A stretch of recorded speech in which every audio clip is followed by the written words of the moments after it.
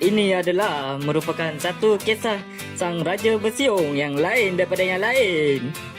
Dan ni adalah watak utama kita, iaitu Raja Bersiung. Belum bersiung kan? Yang garang ni pula sang permaisuri. Yang ni pula tukang masak dia raja. Aduh bang, ikan tu dah bercampur darah bang. Sakit perut malam ni baru tahu. Tiba-tiba Dah malam.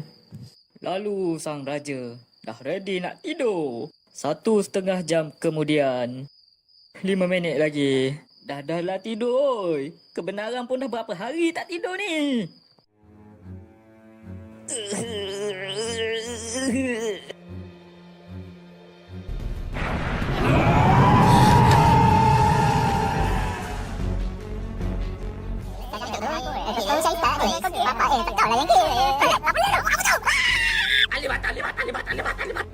Hang, bagi aku kau punya darah cepat. Dengan anak ikan boleh lah. Main try bapak ikan lah.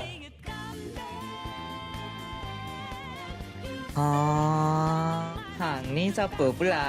dah keluar intro tadi pasal Hang tak tengok. Sabar sah, cik tua sangat.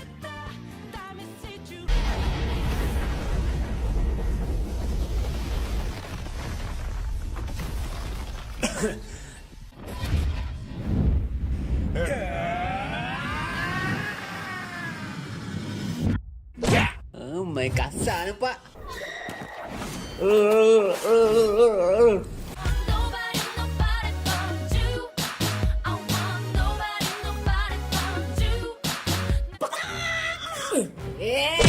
Mampus kau. Orang kampung biasa ada hati nak lawan seorang raja, ha? You shut up. Hidup ini umpama kertas, di mana kau sebagai seniman yang menentukan bagaimana bentuk lukisan itu. Dan aku tak sudi dalam lukisan aku kau bermaharaja Lela. Tak payah cakap banyak. Sagi kau akan kalah agak. 2, 3 burung kenari. Inabikari. 稲光さばきの雷月のように永遠なる。 Lenyaplah kau. Sanggup kau bunuh raja kau. Selamat tinggal, my bini.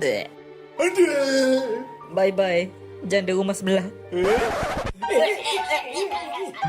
Apa lawas? Nak mampus, mampuslah betul-betul. Alah, baru dramatik sikit.